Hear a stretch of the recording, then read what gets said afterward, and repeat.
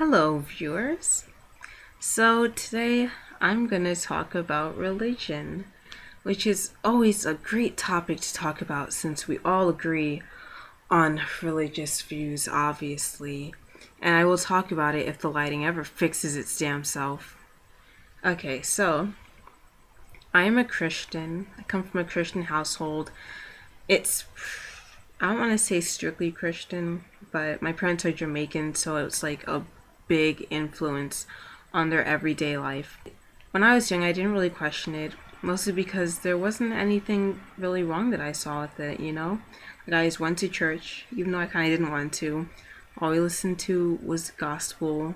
That was the only music I ever listened to. Um, I didn't really read the Bible, but because of that, my grandma looked down on me a lot. She said I wasn't a true Christian unless I read it. A lot of them would but I grew up used to it, to the judging and all that stuff. And it wasn't until I got older and started seeing how Christianity was contradicting itself that I kind of started questioning things. I started questioning, my religion and what it really is and why things weren't matching up with what they said, why it was preaching love and patience, yet the Christians around me were hating people that were different. I want to clear something up very much.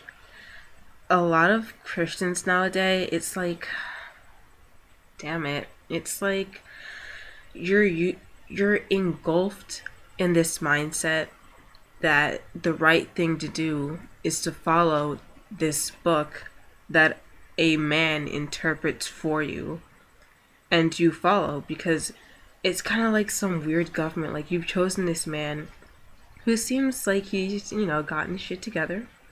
So he interprets this book and preaches these things to you. He says, I'm going to learn you a thing. I'm going to tell you the word of God. And we gonna abide this rule because that's how it goes. And I think the main problem is that people, they don't question it. You have to be peaceful. You have to love God and you have to love one another more than anyone else. More than anything else, sorry. And the thing that really breaks my heart is that so many people view it as this horrible thing because, like, oh, they don't approve of gay marriage. Oh, they hate this. There's contradictions. And I can't argue that. And I literally can't tell you anything about the Bible because I use like the Bible app, so it gives you a random verse every day, so I don't really have anything to connect it. But I just want to tell you that please do not categorize all Christians because we are not all the same. Not all of us hate non-believers or atheists or whatever. Not all of us are against gays. But I just want you to know that not all of us are like that. I promise you. It's just, though it's never been done this way, that someone else was interpreting the word for us. We've always had someone do it for us. So if they believe, they're like, oh, God says gay marriage is wrong, then you're like, oh, I guess it's wrong. I guess so. People don't really think for themselves because they've just gotten this mindset that whatever they hear in the church is right. Please don't hate the religion, hate the people that don't know how to use it correctly. But please don't think that we're all bad because we're not. There are a lot of bad people who aren't even religions, they're just bad people. They're extremists in religions. They're people who just get it wrong because we are humans and we tend to fuck everything up like all the time, really.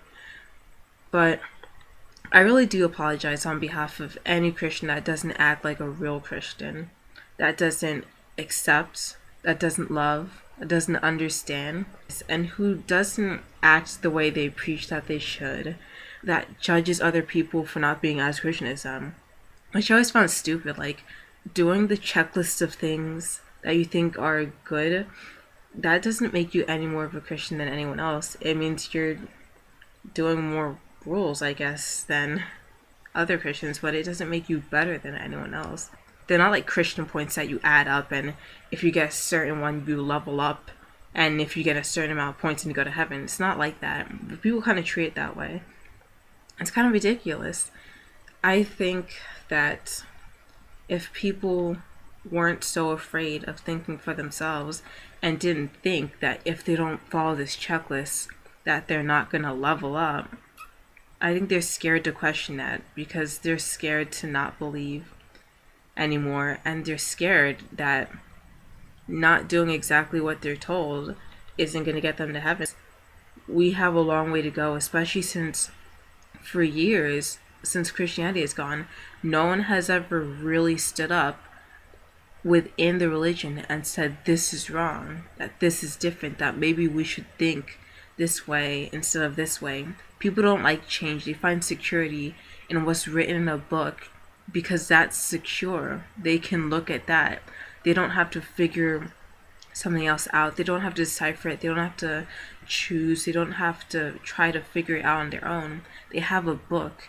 If you had all the answers to life in front of you, it makes sense that they would take that instead of just not knowing what to do. So that's why they're so scared to change from it. I honestly do think that in the future, eventually, things will be different with the religion. But until now, again, I apologize dearly if it's ever affected your life in any kind of way. And just stay strong. And be patient with any religion, really. Because there's always going to be extremists that just aren't right. That they've just gone too far, you know? But just know that all of us aren't like that. Stay strong. Love one another. What else can I say? Peace.